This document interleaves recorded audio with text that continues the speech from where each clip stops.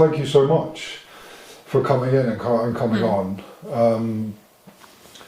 And I mean, you know, how long are you sober now?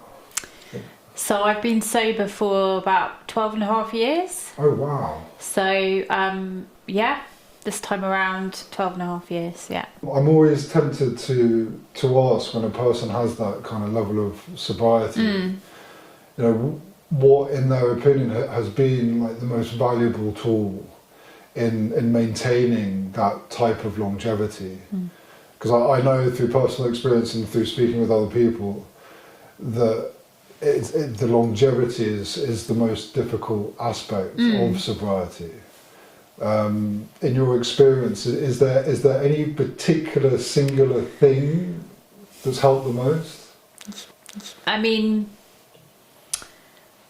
I would say that really it's being in 12-step recovery, so it's being in AA, and it's having a foundation, it's being connected to recovery people, so a sponsor, sponsees, you know, continuously using the steps in my life.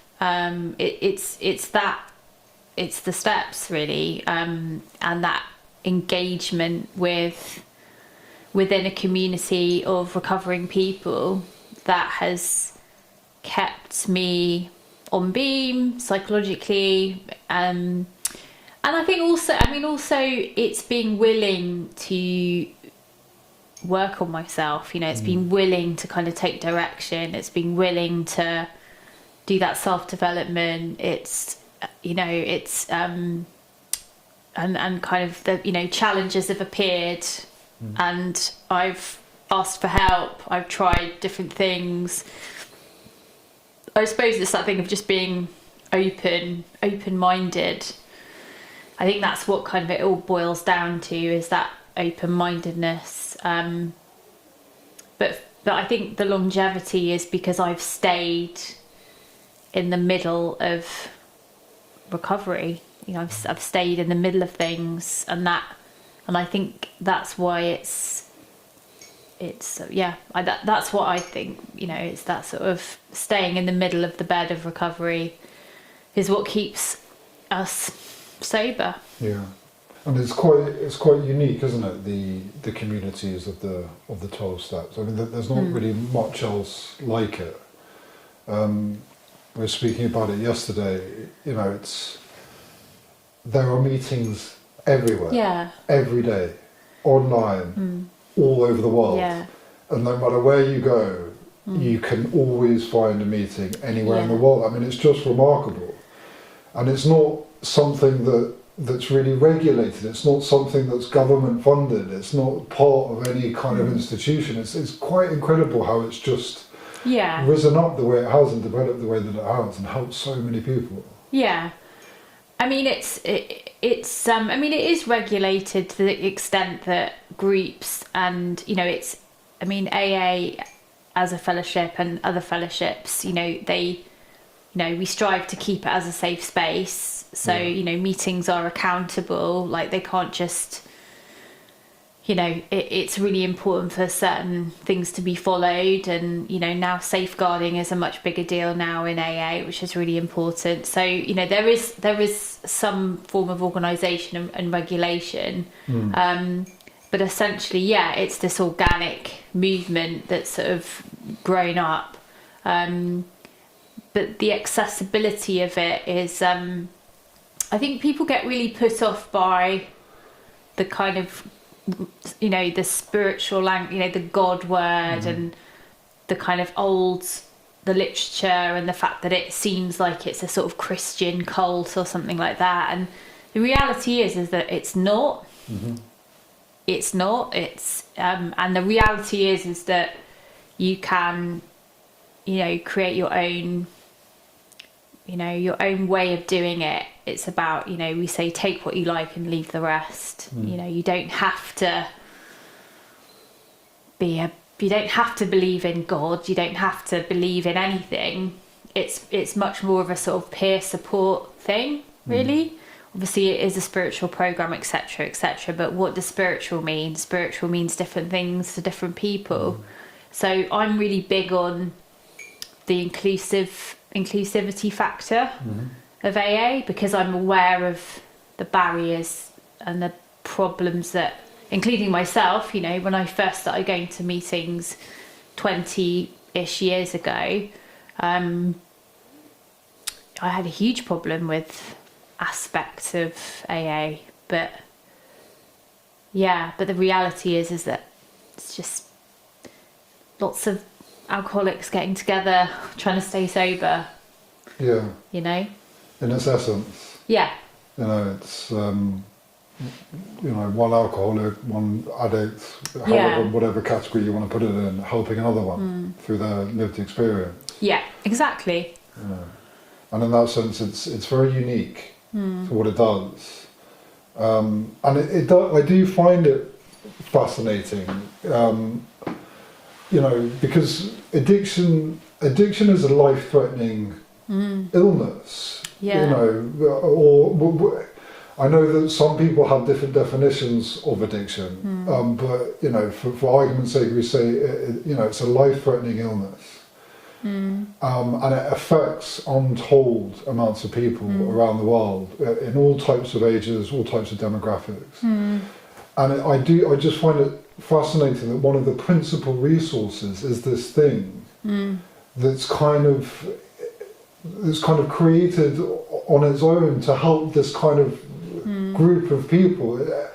In a sense, it makes me feel like they're kind of abandoned, in a sense, and that this had to be created. Yeah, well, that's kind of what happened. Like 100 years ago, you had in America, you had lots of people dying from alcoholism, and huge problems, and they didn't know what to do.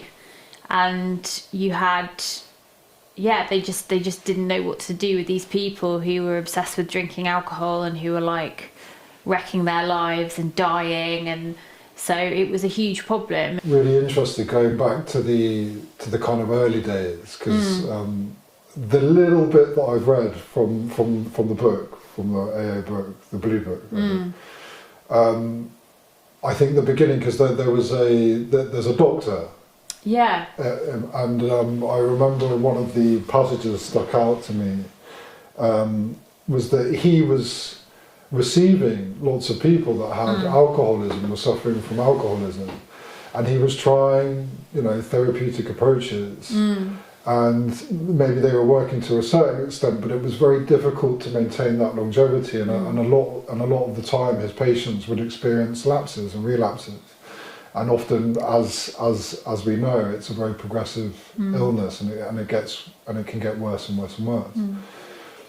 And then there was this other character that was saying, "Look, I've got this thing where alcoholics can speak to other alcoholics," and he was kind of blown away with trying to understand how his medical kind of scientific approach wasn't getting the same results as something as simple as what it was. And that there is just something incredibly bonding and spiritual about the kind of community and connection, and like you say, the kind of virtues that are involved in the teachings within AA. Yeah. Being honest, being humble, being disciplined, turning up, welcoming, non-judgmental. Yeah. That are just wonderful qualities for anybody. Yeah. In any walk of life, regardless of if they're an alcoholic or not, to kind of live by. And it just seems to play its role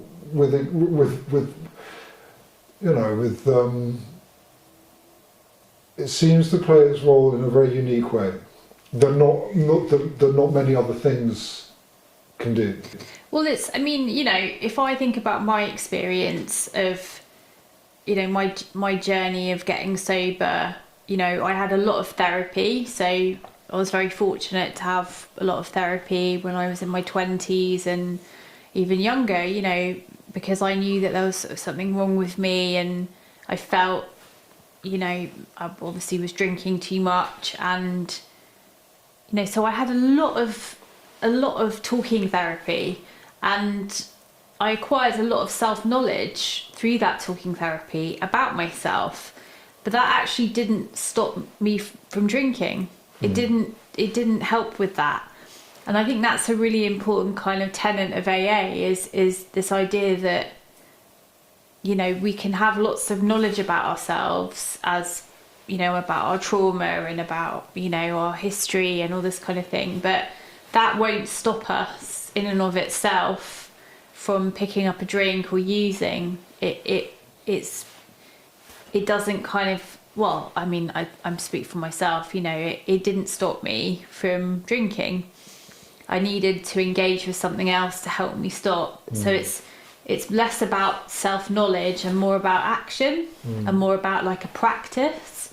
So really it's like, for me, my recovery is a practice. It's a daily practice that involves, you know, a bit of connecting with my higher power, you know, communicating with people in recovery, going to a meeting, you know, 3 times a week, maybe doing some step work or work, you know, so it's action based, and that's showing up and doing stuff, and, you know, rather than thinking or rationalizing, or, you know, I mean, obviously there's thinking and there's reflecting, but it's more about that sort of, it's more about action than it is about self-knowledge. And I think that's why I think some solutions are, I think also it's that thing about, you mentioned connection and community, and, you know, for me, when I was drinking, I felt very isolated and very alone, and I felt like a really, you know, messed up person, and I felt very alone because I didn't have community.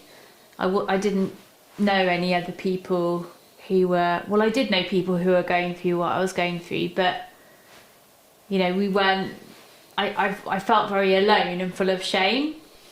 So it's that connecting with other people who are going through the same thing, rather than just me and an expert.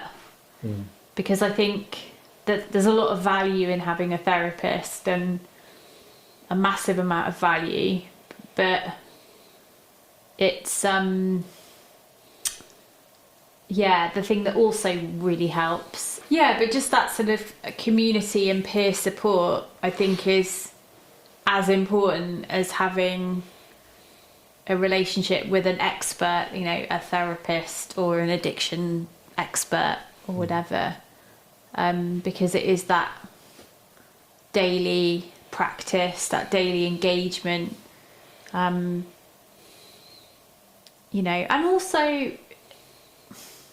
fundamentally, I think it is about taking the emphasis off me. You know, oh my God, like, I was so self-obsessed. It was all about me and my problems and poor me, and you know, and that fueled my drinking, that fueled my mindset. So actually, me helping other people and being a useful person in my recovery community is really important, because, you know, we are, I don't want to sound negative, but we are a very self-obsessed bunch. We really, really are. And it's about changing that, you know? It's really about changing that. And I've had to go through a personality change. We have to change. Wanted to ask, you know, I wanted to, you know, ask about the change, because 12 years, you know, that's, I think anybody that manages to achieve anything close to that is just, you know, deserves a medal of some kind. It's a remarkable thing to have achieved. I know it's very difficult. I do hear from people that it gets easier, but that initial kind of couple of years can be difficult. Do you, because I know you mentioned at the beginning that it did take you maybe a while to kind of really connect with the meetings and the groups. I know it's a long time to cast your mind back, but do you remember the first couple of years? Could you talk a little bit about that, the experiences of it? Yeah, so I was living in London, and I was, I guess like I was in my sort of early to mid 20s, and I was just really trying to do adult life, and I'd been drinking since I was 14, and I'd say I'm come from quite a privileged background. I went to private school. I always had, my parents lived abroad. I came from a good background, and I was like never wanting, I always had kind of help and all the rest of it. And I also, despite my drinking and despite, running away from university when I was 19 because I drank all through the day, every day, and went nuts, probably had a bit of psychosis and, other consequences, I managed to kind of get qualifications and get on in life. And university, my drinking kind of went up a gear. It really sort of, the drinking, the partying, I was in this world of hedonism, and I thought it was fantastic, for a few years. But then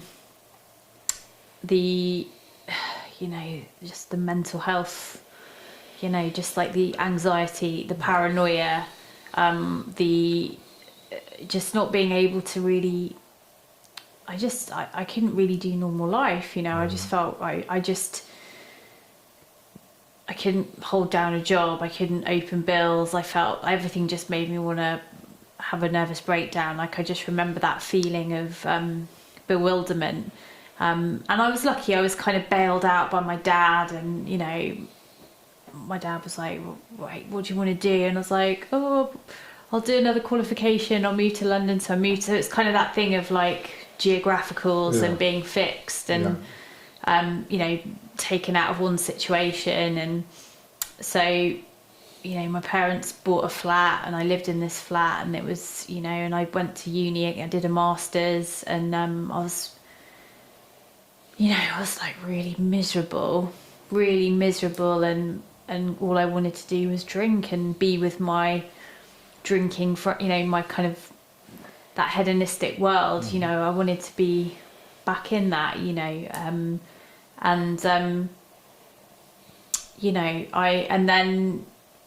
so that was kind of, that's those years of, and just those years of kind of drinking in London and being a young person and getting into all sorts of situations and being around people who were, like dark situations, dangerous situations, squats and, just, I mean, not everyone, it was, I had people that looked after me and stuff, but just really, just kind of that reckless sort of difficult place, and then sort of trying to kind of get a kind of graduate job and trying to adult, it was very very frightening. So I had I was diagnosed years later, but I had OCD, really bad anxiety and OCD, and I just felt full of fear the whole time, and drinking massively kind of medicated all of that stuff. And because I couldn't make sense of it, we're talking about 20 years ago, they didn't know about that stuff as much as they do now. There wasn't there wasn't kind of support on the internet, or I was just very alone with my mental health problems, and the only thing that made me feel better was drinking. And just sort of, I guess I was in my mid-20s, and I sort of had my first graduate job, and it was and it was a very, very boozy publishing world I was in. You know, it was like out all the time, and a lot of my drinking was, I did drink a lot on my own and stuff, but a lot of my drinking was out there with people. And, you know, and I was just full of fear all the time, and I got to the point where, you know, I had some counselling, and because I was depressed and anxious and my drinking was completely out of control, and I just didn't know what was wrong with me. And that counselling didn't come to anything. I don't remember any sort of conclusion from it. But then I remember reaching out to my auntie, who she'd actually been in treatment years before, and she had a friend who was in recovery and managed to find this guy, so this addiction therapist who was attached to the Priory, and called Jim. And I took myself off to see Jim, and yeah, that was really the beginning of my recovery journey. So he was a fantastic guy. He's still, I'm still sort of in touch with him. But he sort of, you know, I was someone who had no idea about recovery or nothing. All I knew was, you know, all I knew is that I had a problem and my life was out of control. And he got me to see that I needed help, and that I could go to treatment if I wanted to, and I probably couldn't drink again. And I remember him sort of saying that to me. I literally remember being in his practice room and kind of being like, what? You know, just like 24 or whatever, and being like, really? But, you know, we started working together, and that was the beginning of my recovery journey. And he suggested that I go to AA meetings. So, you know, I was in London, and there are hundreds of meetings in London.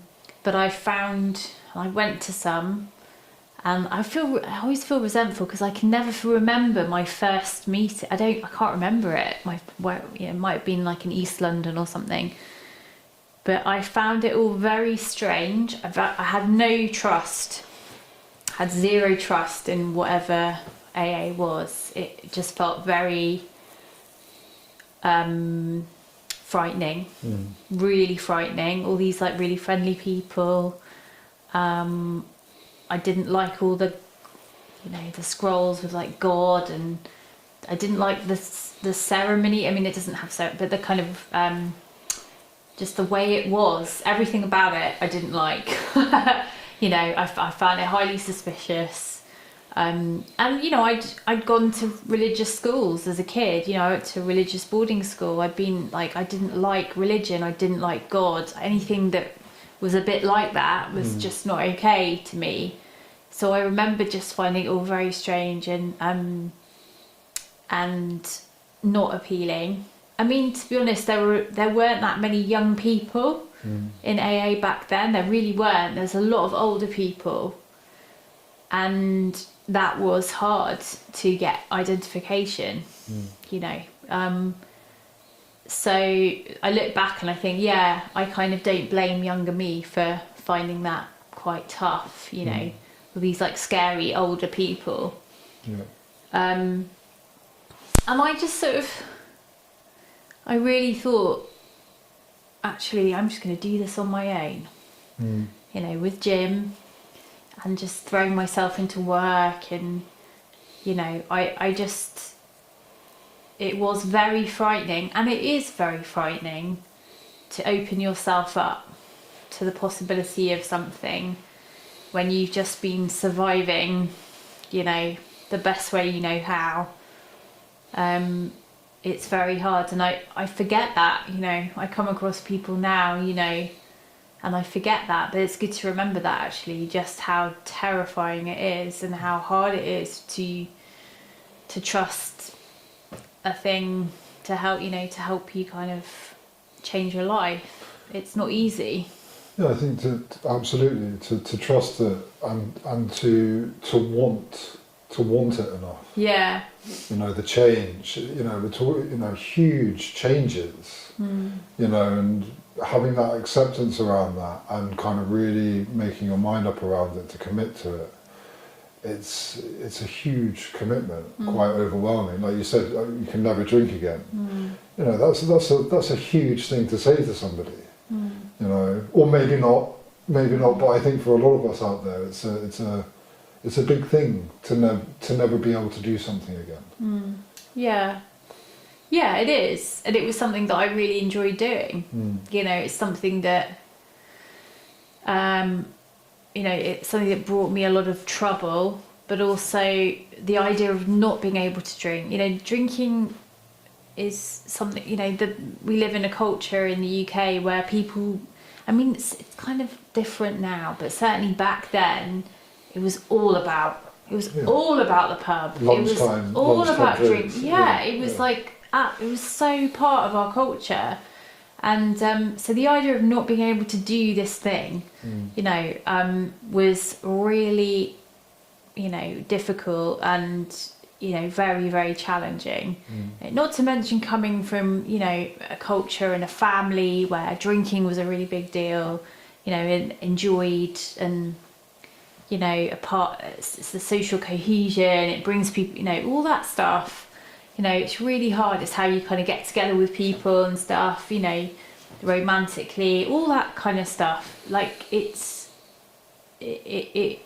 really was, and, you know, is important in society. Yeah. So, you know, I think it is hard to, you know, it really was hard. I think also the idea of, you know, I was a big going out person. I really enjoyed going out and doing, you know, music, and, you know, I'm a people person and stuff like that. So the idea of not being able to drink, you know, going out to drink to, you know, wet places and not being able to drink was just like, was really hard. And, you know, I did actually, but, you know, this time around when I got sober, I didn't care. I was like, I don't care if I never step foot in another pub ever again. I don't give a damn.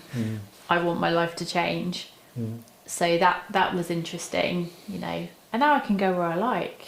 I go in pubs, I go to festivals, go wherever I like, and it's fine. Is it true that a person can get to a point in their sobriety where they just don't think about alcohol anymore? Even in, you know, difficult situations, if, you know, there's been a bereavement, or, you know, a loss of a job, or you know, something tragic has happened, that there does come a point where the thought of having a drink to kind of maybe help manage that emotional kind of turmoil or pain doesn't really come into the thought process. Like you said, like, you know, you can go anywhere now. You go. Do you never think about it? Does it reach that level? I think you know, I haven't been like, I mean, I have been tested in recovery. You know, difficult things have happened for sure. But I think if anything really bad happened, the idea of a drink would not be appealing, because it would make things 10 times worse.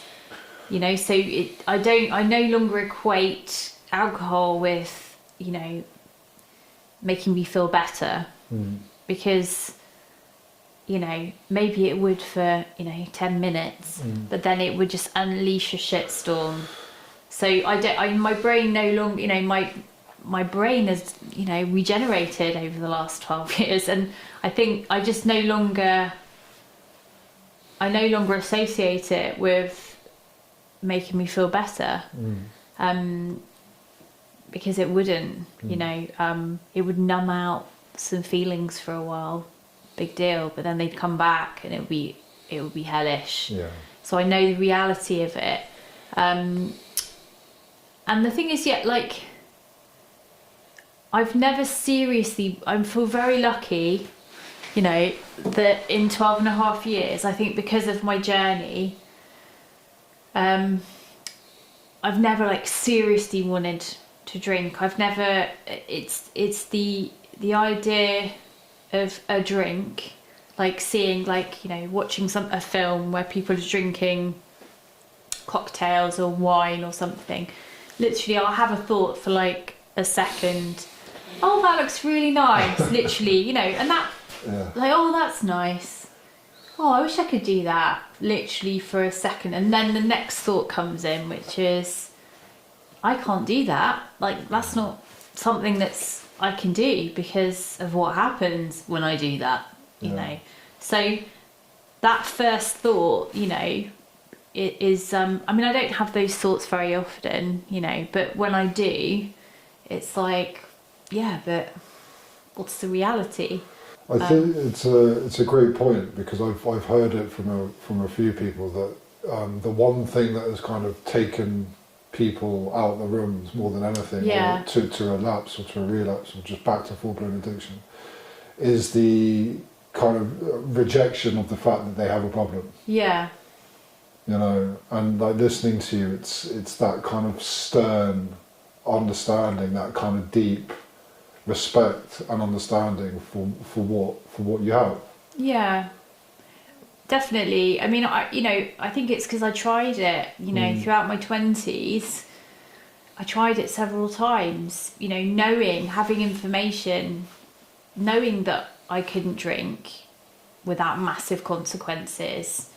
So when I did try it, like, there were, I think, 2 or 3 times in my 20s and early 30s where I was like, right, I'm gonna try and be a normal drinker, you know, and I picked up again after like a year and a half or like a year, and at first, you know, nothing bad happens, and you're like, oh, this is all right, yeah, I'm all right.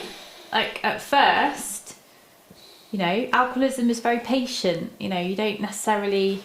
Yeah. It doesn't necessarily, you know, so at first it would take a little while for things to go back to how they were, but then inevitably my drinking would start looking the same as it always did. Yeah. So I'd always revert back to type. It might take a few weeks, it might take a few months, but just that was my experience. So I tried it several times.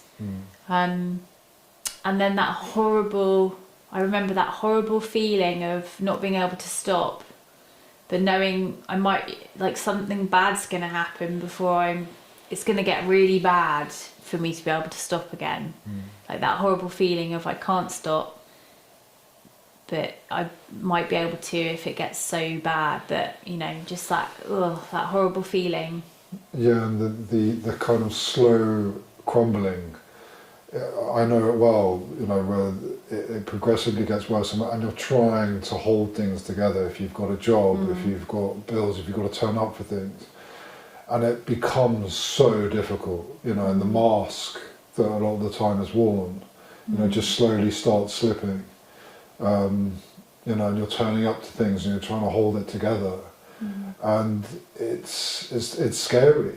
And I think that's sometimes where the kind of reclusivity comes in. You know, the isolation. It kind of then starts to become more of an isolation, more of an isolative thing. You know, because it's so difficult to hold it together out in the world. It gets to that place. Yeah. You know, and then it's difficult to leave the room. You know, it's heartbreaking. It's terrifying, and that pain of loneliness that it can get to. Yeah. You know. Yeah, definitely. And I have to ask, and I've asked this question a few times on the podcast, just because I'm really fascinated by it. But why do you think there are so many different interpretations of what addiction is? You know, I come across it a lot. There are some schools of thought that believe it's a physical dependency on something. There are some people who believe that it's a behaviour, it's a coping mechanism, it's a way of self-medicating. Some people believe it's an allergy, an illness, a disease.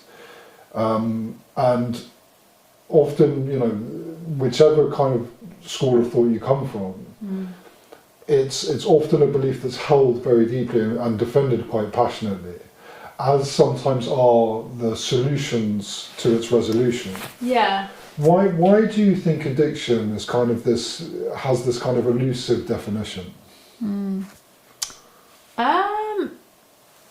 Yeah, I mean, I feel, so I can only speak for myself, like I don't have any sort of like, I think addiction is like this, you know, I can only speak from my own experience. And to be honest, I don't really have a rigid idea of why I'm an addict, or, you know, why I'm an alcoholic. I mean, from a young age I'm very cross addicted. So, you know, my primary addiction was eating disorders. You know, I had, you know, anorexia, bulimia type stuff before I drank. I had food addiction issues before I drank. I have an obsessive compulsive mind.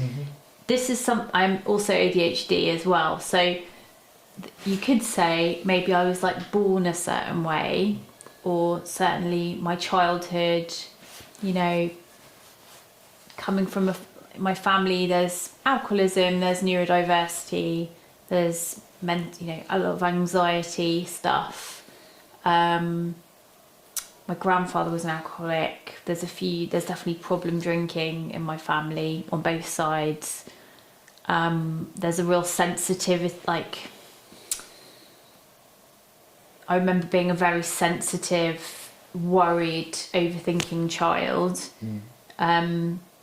Obviously I grew up I'm of a certain generation where, you know, the way we were parented is different to how it is now. There's less known about how, you know, child psychology and stuff like that. So it was maybe a bit less child-centered. Maybe that, I think there's loads of triggers basically. Yeah. But I feel like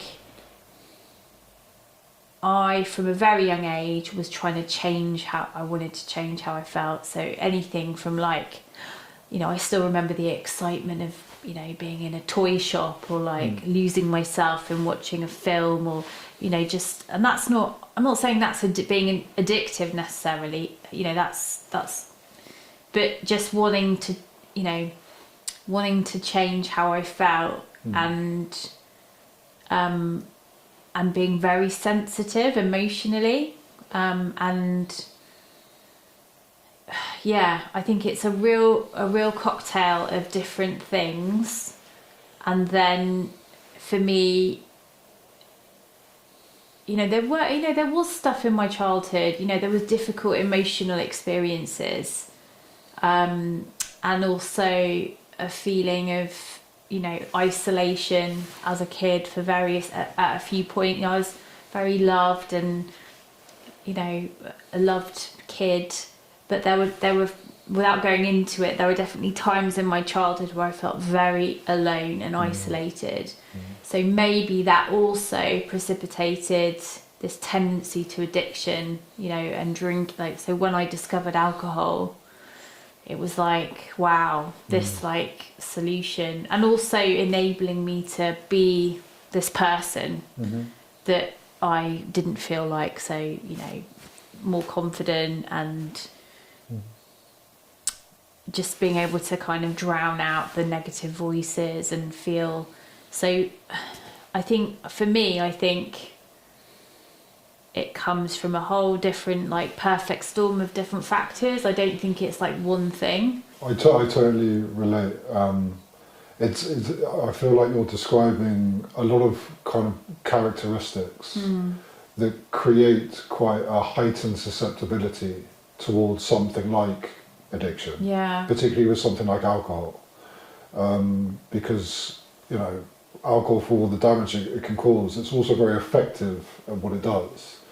You know, in boosting confidence and kind of reducing anxiety, you know, kind of doing away with any kind of concerns. And I think the thing is, this thing of, like, you know, the alcoholic thing of I have some alcohol and then I'm like locked in and I can't stop. That whole thing, I think maybe on some level that developed. If I think about my drinking, you know, my ability to choose to sort of stop, you know, my ability to moderate, that progressively got harder. So there's something around that, you know, this sort of powerlessness of drinking and the kind of, you know, I only meant to have a few drinks and I ended up in blackout, you know, that part of drinking definitely progressed. You know, I wasn't always, well, I say that, I mean, I kind of was always like that, but I think it's, there's something that developed a bit there. It's really hard. I mean, it's a very mysterious thing, addiction, alcoholism.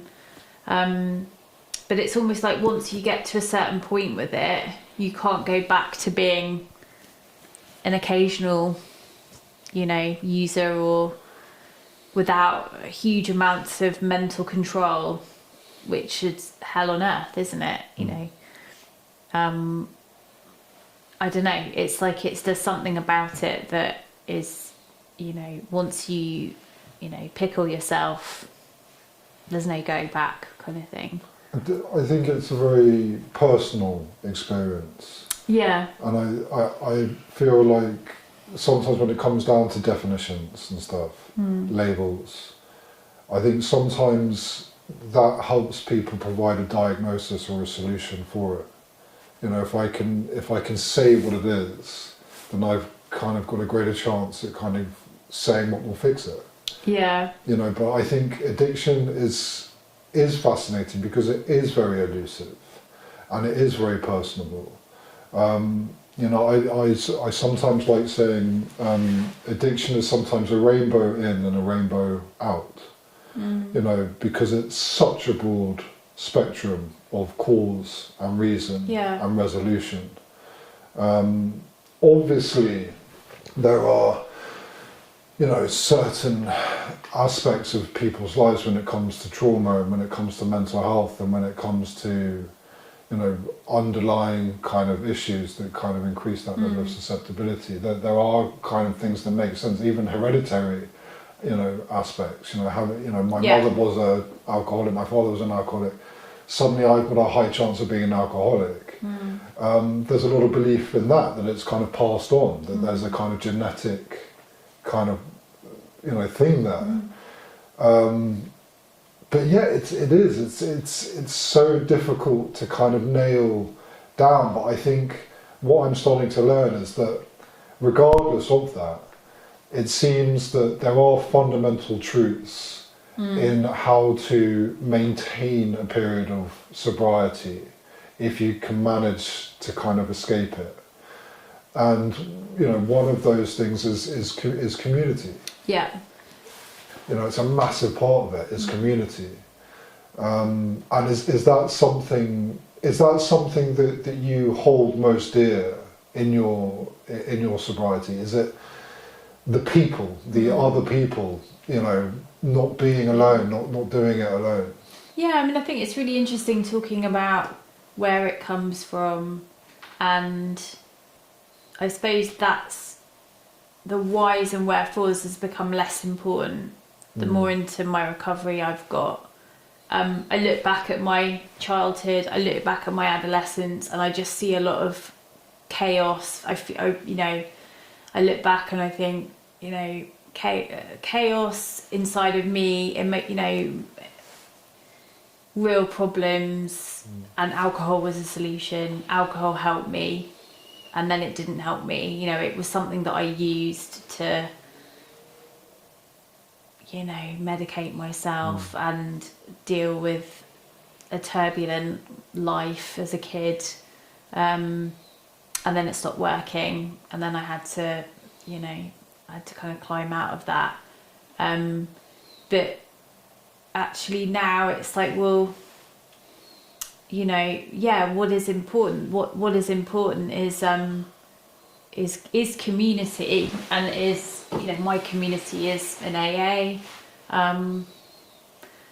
But my community is also, you know, people I work with and my family and my friends, and, you know, and I think, you know, it's interesting because I think, you know, there's other ways of recovering. You know, it's even in the AA Big Book it says, you know, we don't have a monopoly over recovery, and more there are other people are seeking out other ways of, you know, living sober, and other types of community to help them stay sober. It's not all about 12-step recovery. Whichever way a person does it, you know.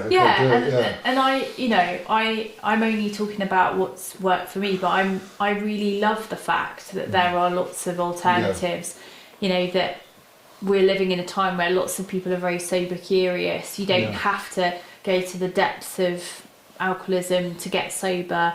You know, we're living in this new world where alcohol is actually becoming quite out of fashion and not preferred by, you know, Gen Z and stuff. So I think that's amazing, you know, and I think that's hopefully going to help people like us stay sober, because it's not like this terrible taboo thing that it was 20 years ago. Like, oh my God, you don't drink, what's wrong with you, are you a freak? You know, it was like, that was what it was like. And it's like now actually it's like, it's actually really trendy to not drink, and there are ways, you know. So I guess what I'm trying to say is, that that community exists in lots of different places, you know, online, you know, I mean, wow, like on different channels online, you know, there's loads of communities to help you be your best self and stay sober, and, you know, so I really welcome that. I think that's really healthy. And, you know, I know people are, you know, I get, you know, like I said earlier, you know, I'm all about making AA inclusive, but if people don't get on with it, then it's about other really good ways to sort of stay sober and help them live, you know, and there's loads of ways. Like you said, it's a kind of personal thing ultimately. So we have to just talk about what works for us, and you know, so it's not a straightforward thing. It'd be nice if it was, it'd be easier. But no, I totally agree with you. I think that there's this kind of cultural shift taking place, and I think to come across somebody that's sober is kind of respected, and I think it's a representation of someone trying to better themselves. Someone trying to improve themselves, and I think that there seems to be a kind of like a popularity around that at the moment these days, particularly in kind of young communities. It feels that way, and you know, just even us today, you know, meeting up and talking about it, and having the courage to do that otherwise maybe, you know, 10 or so years ago would have been weird. You know, it would have been a bit, you know, like putting yourself out there and say, but I think people are saying I'm in recovery these days with pride, and they're saying I'm sober with genuine pride, and so they should. I mean, it wasn't always that way. When I first started to get sober in my mid-20s, I felt a lot of shame about it. So I'd go to places, you know, with friends or whatever in London, and people would say, oh, you're not drinking. And I'd stand there with my Coke, and I'd be like, I feel like I had to tell everyone why I wasn't, like, that people pleasing, like I had to sort of... Like an excuse. I just had to sort of be like normalise myself to get that, so that I didn't feel alienated. Whereas now I don't feel like that, you know, now I have that confidence, and, you know, sometimes I will tell people that I'm sober, and but I don't tend to sort of disclose that much, really. I just tend to sort of say, Yeah, I used to drink too much. I used to have a bit of a problem, so I stopped. And really, that it is as simple as that. Yeah. Really, I don't need to kind of. And I think one thing that I suppose one criticism, I suppose, of like, I find if I had one criticism of like recovery worlds, you know, the recovery culture, is that I think sometimes it perpetuates this idea that we're messed up, that there's something, you know, that we're damaged and we're never going to be fixed. This sort of like pathologizing of ourselves, like I'm always going to be recovering because I'm fundamentally, you know, bad and selfish and you know, this kind of. Now nowhere in the literature does it, you know, like this is something I think that we do to ourselves in a way, but I find that very, very toxic. This idea that, you know, if you've been a heroin addict but you've been sober for 20 years, that you're still this like really messed up person. And it's like, no, you're not. You know, that problem's been removed. But I think sometimes there's this sort of thing of like, I'm still really messed up, and actually, no. Yeah. And I think it comes back to the individual. You know, if that's what it takes. Yeah. But I agree with you. I agree. I think it's it would be difficult for me to believe that or digest that after something like 20 years. Yeah. You know, I would hope. Yeah. I would hope. Yeah. I would hope at least.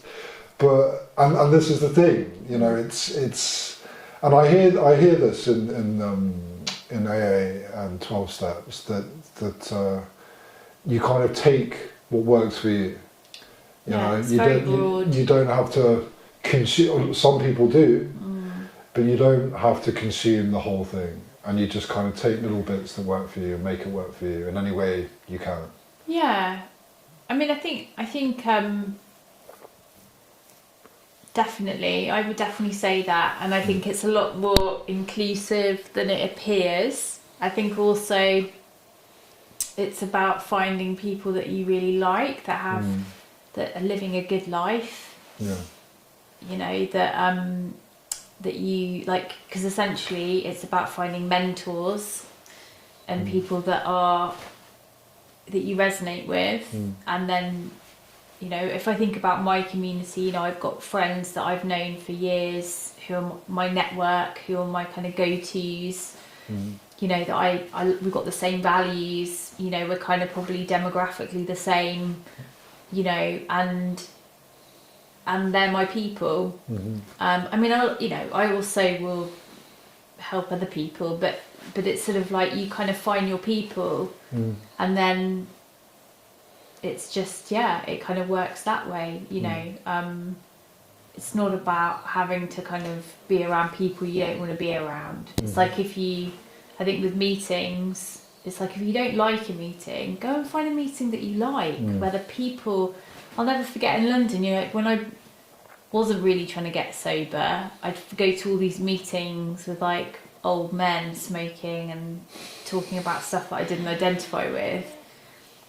And then when I really wanted, you know, when I was like, no, I really want to find meetings where there are people like me, and then I, you know, found this great meeting in central London with like loads of young people, and it was like, oh my God, this is amazing. And it's that, you know, finding your peers, finding people that you can connect with, and that made things different, you know. So yeah, it's definitely about connection and community. Do you think that the program, because I think what is it, kind of 90 something years old or something like that, around there? Do you think that it's evolving? Do you think that it's, because I know it's quite rigid. The literature's basically stayed the same. It's pretty much stayed the same. But I've been to meetings where there's kind of the lights are off and there's candles, and there's I even think in the kind of sharing dynamic, it's more kind of an open group session, because I know that the format can often be a person shares, everybody listens, and then people just kind of get to give a quick kind of 2-minute response to how they receive the share. Yeah. But there isn't really an open group or conversation. Like you can't really fire off questions and get it. It doesn't really work that way. And that can be a bit strange sometimes, I think, because you're just kind of blurting out a kind of thing, but you're not really getting anything back in a sense. Do you see it evolving or changing? Would you like to see it evolve or change? Does it need to evolve or change? Yeah, that's a really interesting kind of subject. I think that, yeah, I've never really thought about it before, but the idea of like sort of doing like little monologues without the thing that we don't do is like have conversations in meetings or like back and forth kind of discussion.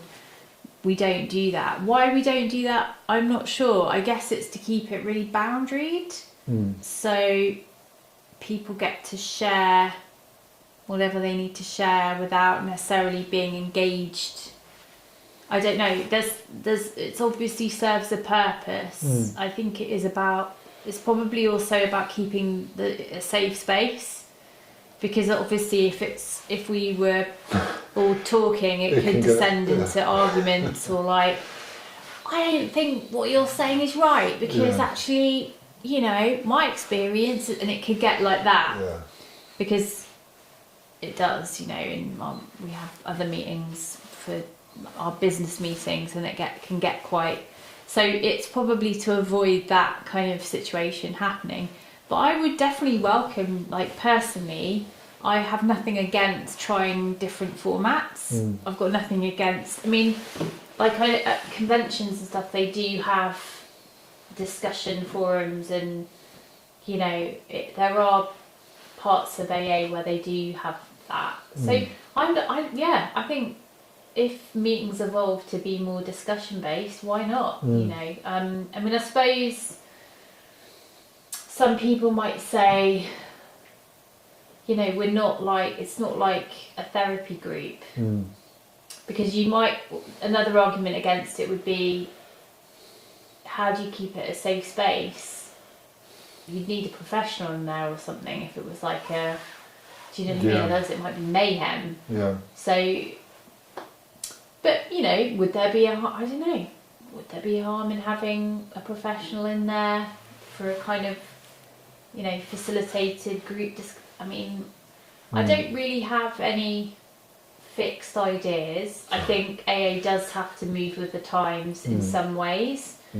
Like certainly things around safeguarding, because, you know, in subcultures you have abusive people that will take advantage of vulnerable people, and that does happen in recovery community. You know, it happens in 12-step recovery, and I don't think we've always been great at managing that. You know, I've experienced abusive, predatory behaviour, and it can really keep people, it can lead people back out there into, you know, they can lose faith in, you know, I know someone who had a really bad experience, was sexually assaulted and never came back. Because you wouldn't, would you? You just wouldn't, you know, it's not safe. So, you know, these things happen, it's a problem, and I'm really glad that, you know, in the kind of intergroups of 12-step recovery, including AA, they are seriously thinking about safeguarding. And the meeting I go to regularly, we have a safeguarding statement, so if anyone's worried about anything, they can come and talk to us afterwards. And so that's something that's definitely had to move with the times. And also things like technology and stuff, you know, that's been really important. The Zoom meet when they went on during COVID, when that was handy. Those so meetings handy, on Zoom, that was fantastic.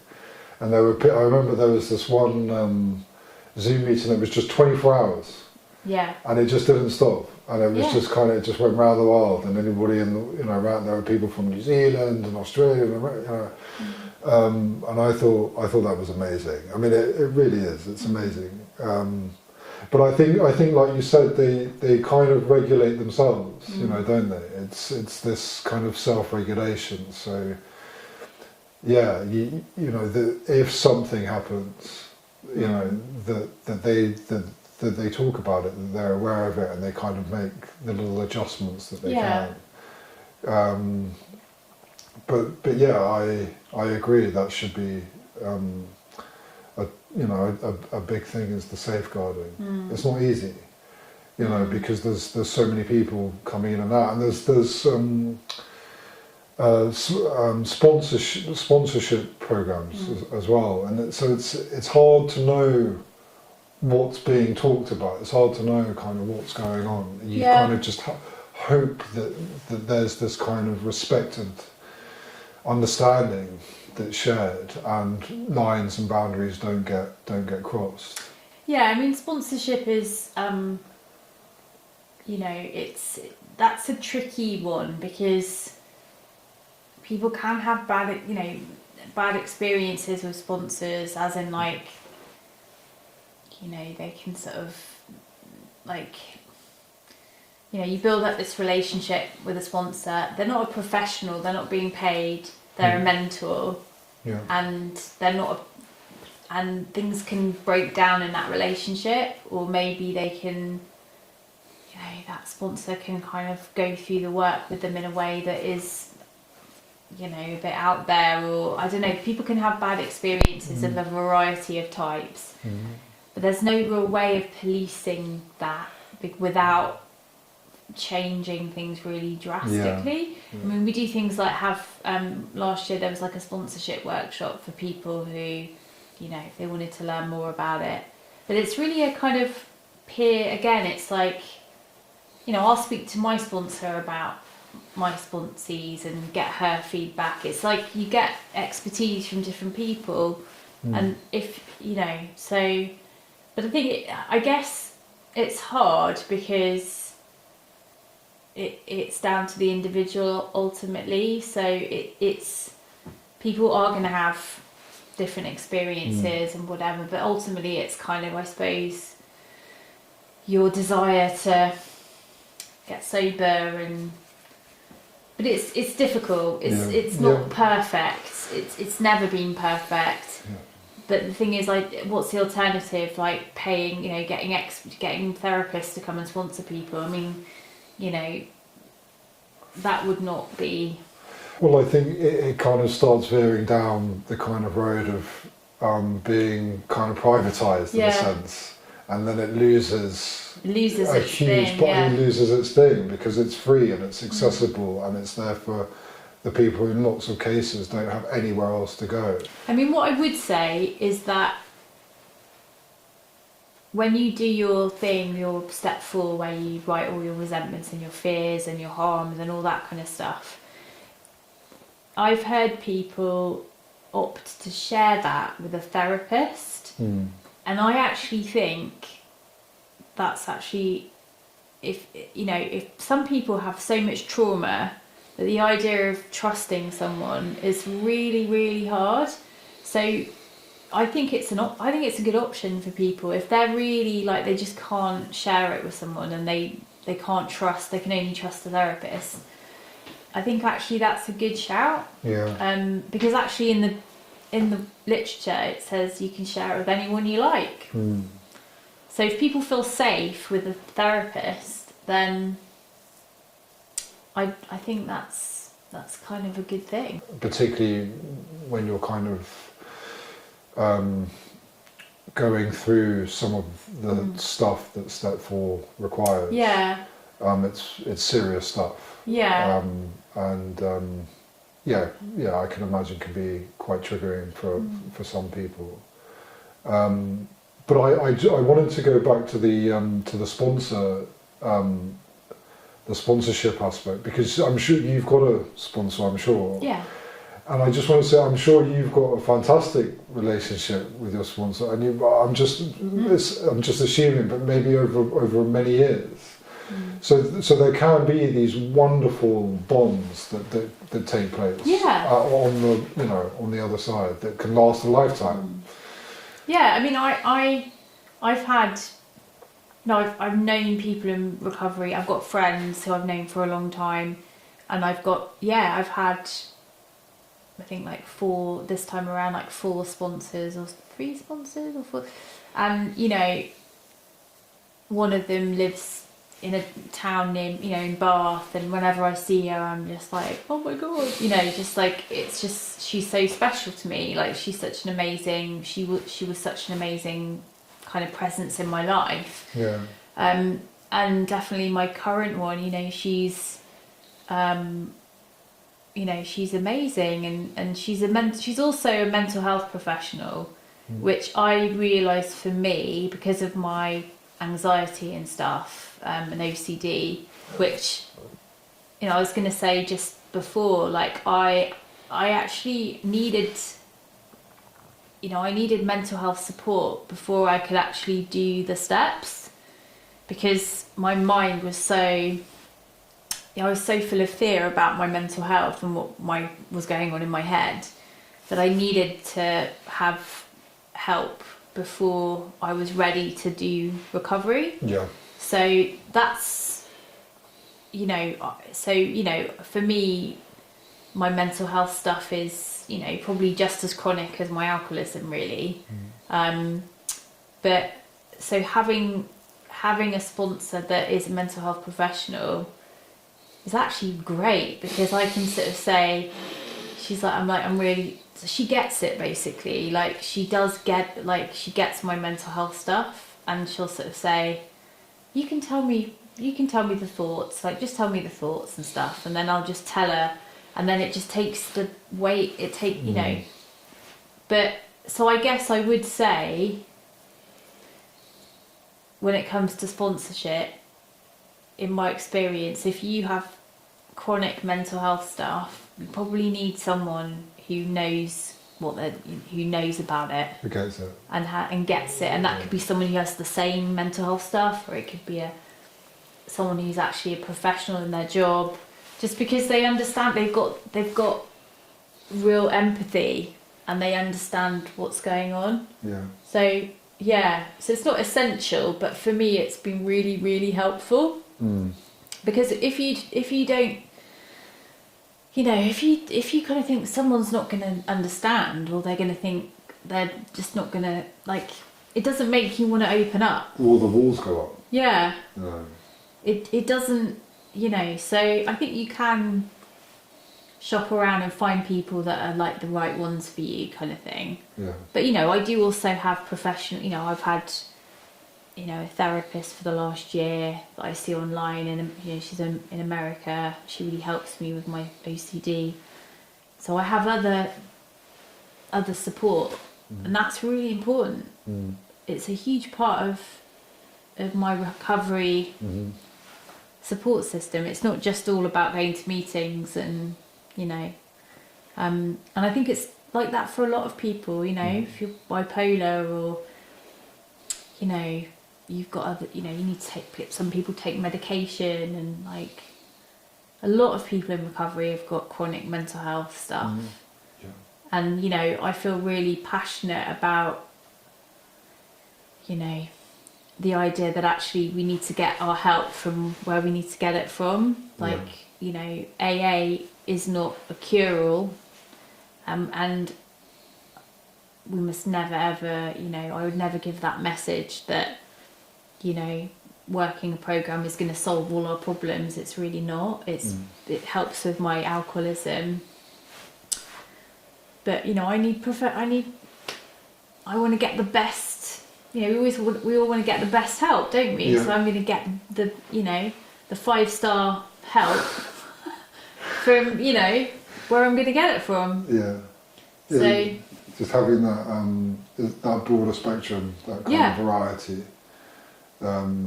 Each thing kind of serves its purpose. Yeah. To give you the best kind of possible platform to kind of operate from. And I agree. I think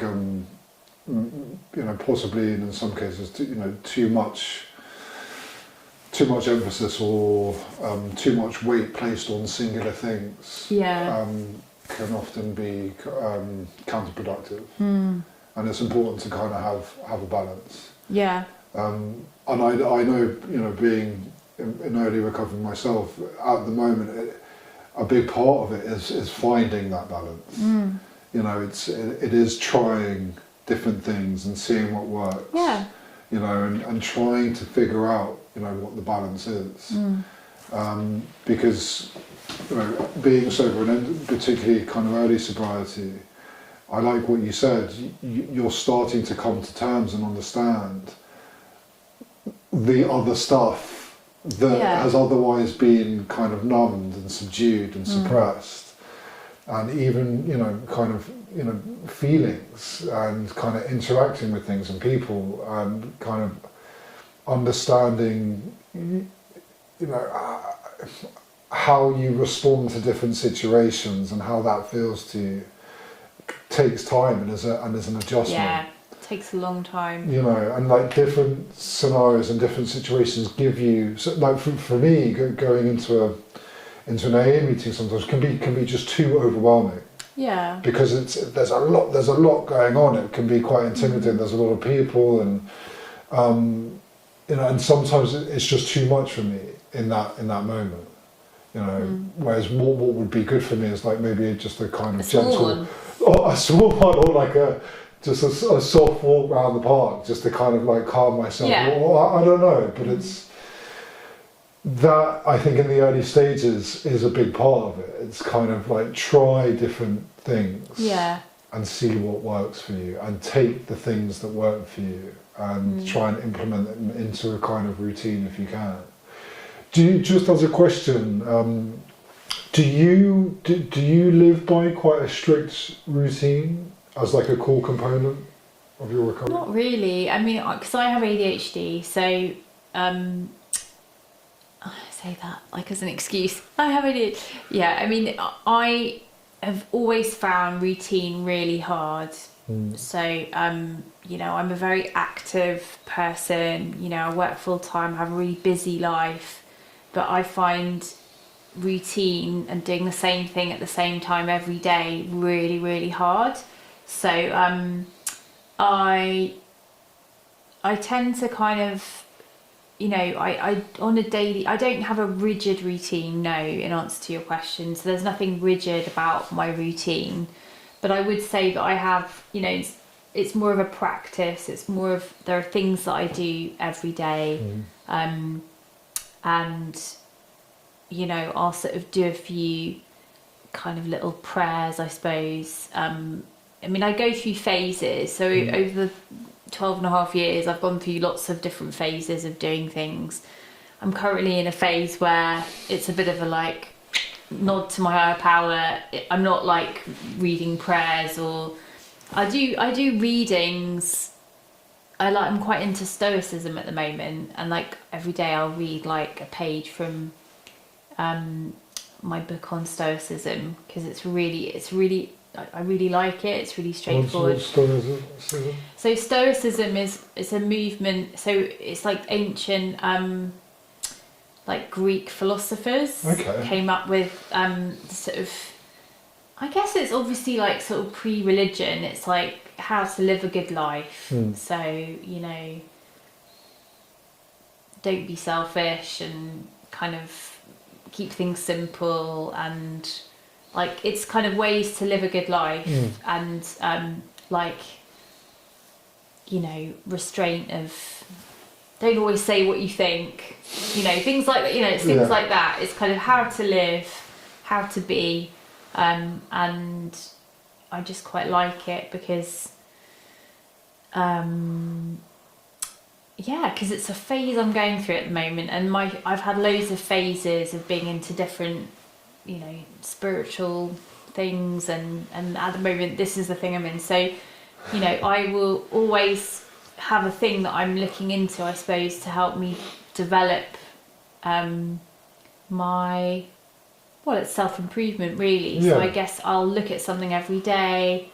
I'll listen to like podcasts or audio books. I'll, you know, check in with my recovery friends. I'll check in with, you know, the women that I'm working with, you know, my sponsees. I'll go to meetings.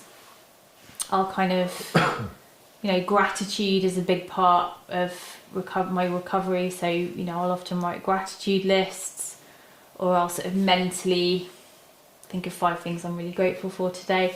That's a great way of giving your brain a bit of dopamine or something. It's things.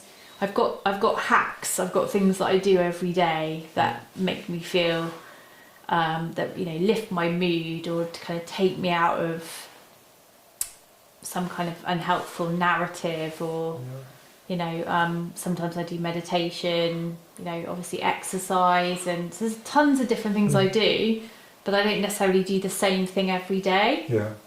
But obviously, meetings and talking to people in recovery and stuff is probably I'll connect with AA every day in some way. Yeah. So yeah.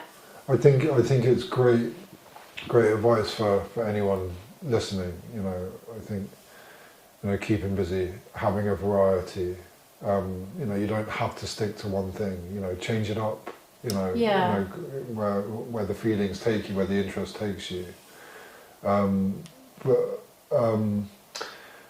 just I wanted to kind of finish up with a last question, which is to anybody that might be listening, who's struggling. Anybody that has a loved one that they care about, that they're worried about, and that they're just not quite sure what to do. What advice, if it's okay to ask, what advice would you give to anyone out there? Yeah, so if it's somebody struggling with alcoholism, I think I'd say contact your doctor. I'm not a doctor, and there are some people that are physically dependent on drinking, that are in a really bad way. So first thing is just talk to your GP and make sure that you're getting that help, and that they know what's going on with you. I'd also say ring the AA helpline. Obviously I'm biased, so I would say that. But also, your local drug and alcohol services as well, they're a bit more impartial. There's some great people that you can speak to on those phone lines. Obviously in Bristol we have DHI, but wherever you are in the country there's different services. They're really helpful. And to sort of have faith that actually you can change your life. You can get out of this place that you're in. You can get better. Millions of people have recovered from alcoholism, from addiction. You are not on your own. And it's about it's about opening up and talking, to the person on the helpline, to a doctor, to going to a meeting, whatever it is. It's just connecting, and you don't need to sign up to anything, but it's just going to really help to just get some support and advice. It might be about finding out about a rehab. It might be about like a detox and a rehab and finding out about that. It might be speaking to someone who's been sober a long time, and but just opening up and having conversations, I think, is really, really important. And just know that change is possible. And then for people who are have relatives or friends or partners who are suffering with alcoholism, again, contacting local drug and alcohol services and getting that support, to find out what are the options and stuff, and just remembering it's an illness. It's not anyone's fault. It's not, because there's a lot you can do to support that person, but it's tough, and you need support as well, and you need to take care of yourself as well. So yeah, just to get lots of support, and to know that it's not all on you, that actually it's a group, you know, it involves people, lots of people to help. But that change is possible. So, change is possible. There's hope out there. Yeah. If you need it, pick up a phone. No, that's excellent advice, Jo. And thank you very much for coming in. My pleasure. Thanks for sharing asking your me. story. No, it's my pleasure.